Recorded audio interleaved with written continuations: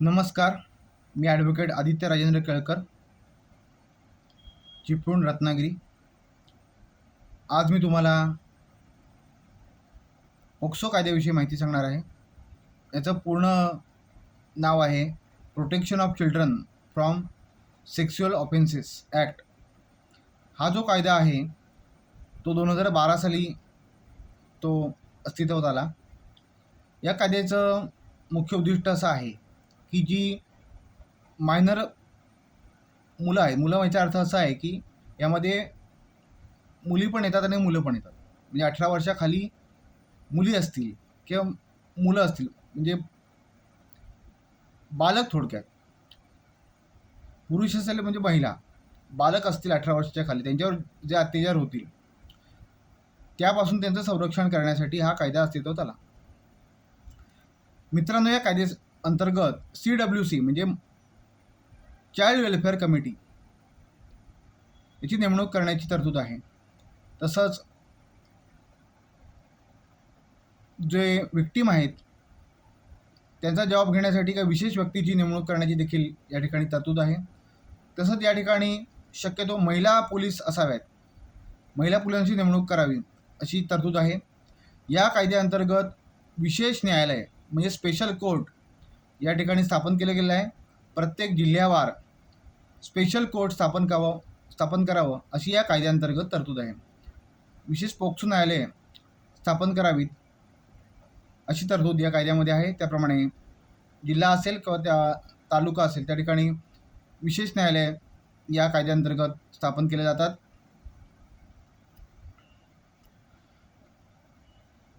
या ठिकाणी महत्त्वाचं असं आहे की जेव्हा या आरोपी किंवा पीडित व्यक्तींना पोलिसांच्या गाडीतून नेण्यात येतं तेव्हा ते दोघांना वेगवेगळ्या गाड्यांमधून न्यावं, ही गोष्ट महत्त्वाची आहे, असं आवश्यक आहे. तसंच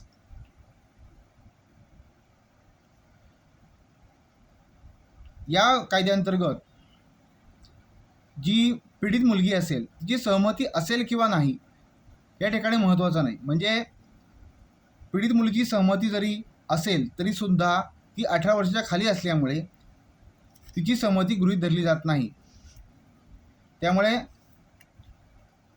सहमती जरी शरीरसंबंध ठेवले गेले तरीसुद्धा या कायद्याअंतर्गत आरोपीला शिक्षा होऊ शकते जर गुन्हा सिद्ध झाला तर. अजून एक महत्त्वाची गोष्ट आहे की या कायद्याअंतर्गत जामीन मिळणं फार अवघड होतं. आपल्याला माहिती असेल की सहसा जामीन होत नाही, जिल्हा कोर्टामध्ये जामीन होत नाही, हायकोर्टामध्ये सुद्धा बऱ्याच वेळा जामीन होणं फार अवघड होतं. पूर्ण ट्रायल आपल्याला चालवावी लागते लवकरात लवकर. तर याच्या ठिकाणी मुख्य तरतूद अशी आहे की 6 महिन्यामध्ये केस समाप्त करावी अशी तरतूद यामध्ये आहे. केस डिस्पोज करावी अशी तरतूद आहे. पण आपल्याला माहिती की 1 ते 1.5 वर्ष साधारणतः लागतं कारण सगळे साक्षीदार होण्यासाठी.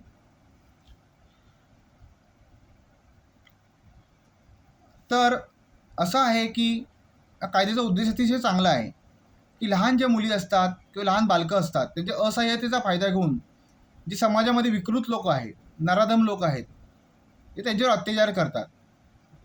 त्यांना एकटं गाठून त्यांच्याबरोबर कोण नाही अशा ठिकाणी त्यांना कुठला तरी चॉकलेट, गोळी वगैरे त्यांचा आमिष दाखवून अशा बालकांवरती अत्याचार केला जातो.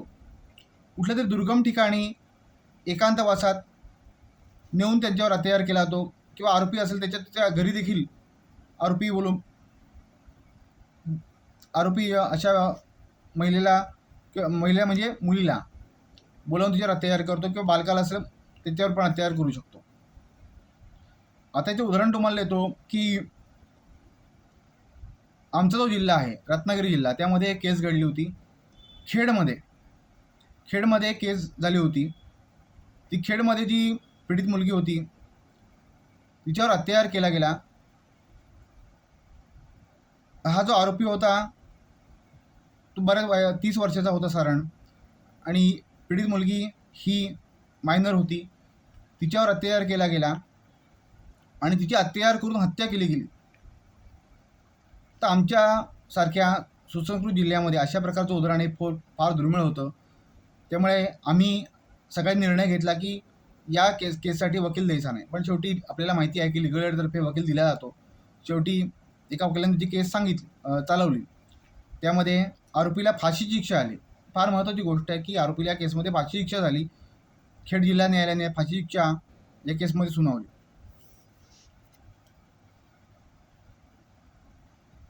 तर अशा प्रकारच्या गंभीर गुन्ह्यामध्ये शिक्षा ठोठावणं आवश्यक आहे, फाशी शिक्षा होणं आवश्यक आहे. जर आपण ताजी उदाहरणं बघितली तर दिल्लीचं उदाहरण आहेच. दिल्लीची केस आपल्याला माहिती आहे. आता रिसेंट केस आहे बदलापूरमध्ये, खूप गोंधळ झाला. त्यामध्ये विरोधी पक्षांनी देखील खूप आंदोलन वगैरे सगळं केलं. बदलापूरची केस आहे की एका शाळेमध्ये मुलींवरती एका व्यक्तीने अत्याचार केला, आपल्याला माहिती आहे. अनेक मुलींवरती तिने अत्याचार केला असे त्याच्यावरती आरोप आहे. अजून एक कोपर्डीची केस आपल्याला माहिती आहे. अशा अनेक गंभीर केसेस आपल्याला माहिती आहेत. अजून एक उरणची केस आपल्याला माहिती आहे. उरणची केस आहे. उरणची केसमध्ये तर जो आरोपी होता आणि जी मायनर मुलगी होती त्यांची तो ओळख होती, परंतु आरोपीने ओळखीचा वापर केला. आणि या आरोपीला विशेष म्हणजे उरणच्या केसमध्ये असं महत्त्वाची गोष्ट होती की आरोपीला त्यामध्ये शिक्षा झाली होती. एका केसमध्ये विनयभंगाच्या केसमध्ये त्याला शिक्षा झाली होती, पण नंतर त्यानंतर सुद्धा मुलीशी कॉन्टॅक्ट कायम ठेवला, तिला बोलावून घेतलं. आता मुलीची यामध्ये चूक होती की तिने त्याला भेटायला गेली, तिची चूक होती. परंतु याचा गैरफायदा घेऊन आरोपीने तिच्यावर अत्याचार केला आणि त्याची निर्गुण पद्धतीने तिची हत्या केली. तर अशा केसमध्ये फाशी शिक्षा आरोपीला होणं अत्यंत आवश्यक आहे. परंतु काही केसेसमध्ये या कायद्याचा गैरवापर देखील होतो, हे आपल्याला माहिती आहे. दोन्हीकडून या कायद्याचा गैरवापर होतो.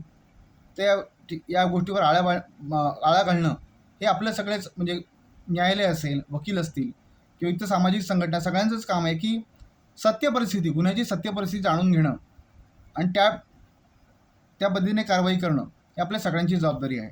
जेणेकरून या कायद्याचा गैरवापर होणार नाही याची काळजी आपण सर्वांनीच घेणं आवश्यक आहे. आता महत्त्वाची गोष्ट अशी आहे की ज्या केसेसमध्ये आरोपीचं वय जस्ट 18 ते 20 दरम्यान असतं आणि मुलीचं वय 18 पेक्षा कमी असतं, म्हणजे साधारण 16 ते 18 दरम्यान असतं. या वयामध्ये नैसर्गिक आहे की नैसर्गिक आकर्षण असतं स्त्री पुरुषांमध्ये, आकर्षण त्याच्यामध्ये असतं, प्रेमसंबंध निर्माण होतात, ओळख असते, सोशल मीडियामध्ये कॉन्टॅक्ट असतात, त्यामुळे ओळख होते, त्यामुळे प्रेम निर्माण होतं आणि अशा पद्धतीने त्यांच्यामध्ये ओळख निर्माण होते, मैत्री होते, मग पुढे प्रेम होतं आणि त्याच्यानंतर मग त्यांच्यामध्ये शारीरिक संबंध ते भेटतात एकमेकांना, मग त्या शारीरिक संबंधामध्ये निर्माण होतात. अशा केसमध्ये कुठेही बळजबरी होत नसते. पण तो या कायद्याच्या तरतुदीनुसार मुलगीचं मायनर असेल तर तिला आरोपीला शिक्षा होते. तर अशा केसेसमध्ये शिक्षा जी आहे आरोपीला होणारी ती कमी होईल, कमी करणं आवश्यक आहे. 10 वर्ष शिक्षा सध्या आहे, ती कमी करणं आवश्यक आहे. याचं कारण कुठेही बळजबरी या केसेसमध्ये नसते. म्हणून माझं असं म्हणणं आहे की या केसमध्ये, या कायद्याअंतर्गत अमेंडमेंट आवश्यक आहे. आता महत्त्वाची गोष्ट अशी आहे की मुलगी 18 वर्षाच्या खाली असेल तरी देखील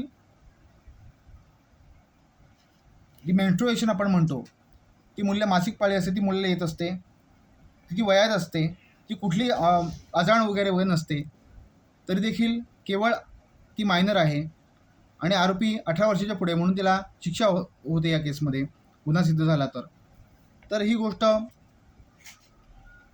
न्यायालयाने, लॉ कमिशननी सरकारने लक्षात घेणं आवश्यक आहे आणि कायद्यामध्ये अमेंडमेंट करणं आवश्यक आहे, असं माझं मत आहे. जसं अनेक वेळा पालकांच्या दबावामुळे या केस दाखल केल्या जातात, कारण मुलामुलीमध्ये प्रेमसंबंध असतात, त्यामुळे मुलगी स्वतःहून केस दाखल करत नाही. पण मुलगी प्रेग्नंट राहिली किंवा पालकांना कुठून तरी कळून आलं की दोघांमध्ये प्रेमसंबंध आहेत किंवा शरीर संबंध प्रस्थापित झालेले आहेत, तर पालक स्वतः मुलीचे आई-वडील, शक्यतो वडील, या केसमध्ये फिर्यादी असतात, ते स्वतः केस दाखल करतात. त्यामुळे या केसेसचं प्रमाण फार वाढलेलं आहे. परंतु आपल्याला एक गोष्ट लक्षात येईल की पोक्सोच्या केसमध्ये खूप वाढ झालेली सध्या आहे, परंतु 18च्या वयापेक्षा जास्त केवळ 18 वयापेक्षा जास्त या कुठल्या केस फार कमी आपल्याला दिसून येतात. ही गोष्ट फार लक्षात घेणं आवश्यक आहे. अजून एक महत्त्वाची गोष्ट अशी आहे की ऑसिफिकेशन टेस्ट या केसमध्ये महत्त्वाचं असतं की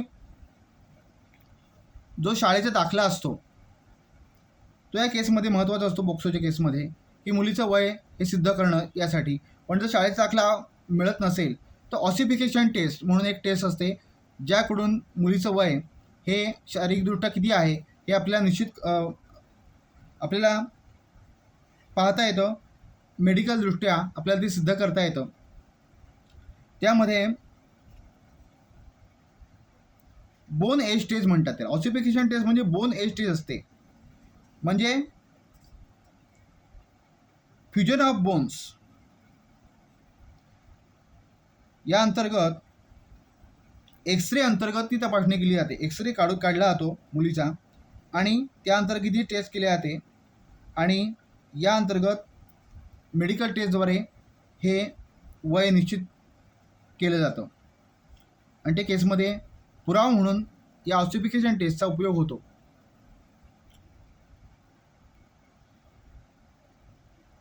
तर महत्त्वाची गोष्ट अशी आहे की जे विकृत पछाडलेले लोक आहेत, वाईट मनोवृत्तीचे लोक आहेत, त्यांच्यासाठी हा कायदा अतिशय जरब बसावा असा आहे. तर आवश्यक आहे.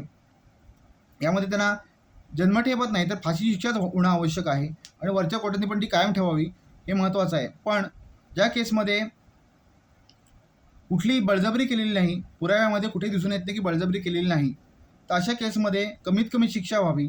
जी सध्या 10 वर्ष शिक्षा आहे ती अजून कमी व्हावी यासाठी आपण प्रयत्न करणं आवश्यक आहे. त्यासाठी या कायद्यामध्ये अमेंडमेंट होणं आवश्यक आहे. तर या कायद्यामध्ये सुधारणा व्हाव्यासाठी आपण सगळ्यांनी प्रयत्न करणं आवश्यक आहे. चर्चासत्र, वेबिनार होणं आवश्यक आहे, कॉन्फरन्स होणं आवश्यक आहे, चर्चासत्र होणं आवश्यक आहे. तर मित्रांनो, आज तुम्हाला मी या कायद्याची माहिती दिली, पोक्सो कायद्याची माहिती दिली. पुढच्या व्हिडिओमध्ये तुम्हाला नवीन जो कायदे आलेले आहेत आपले भारतीय न्याय संहिता, पुरावा संहिता वगैरे सगळे जे नवीन कायदे आहेत त्याची माहिती तुम्हाला मी देणार आहे. माझं नाव ॲडव्होकेट आदित्य राजेंद्र केळकर, चिपळूण, रत्नागिरी, महाराष्ट्रामध्ये मी राहतो. माझा मोबाईल क्रमांक आहे 9405 54 73 97 9405 547397. आपण मला संपर्क करू शकता आणि आपली काय शंका वगैरे असतील, काही आपल्याला सजेशन मला करायचे असतील तर मला कॉन्टॅक्ट करू शकता. धन्यवाद.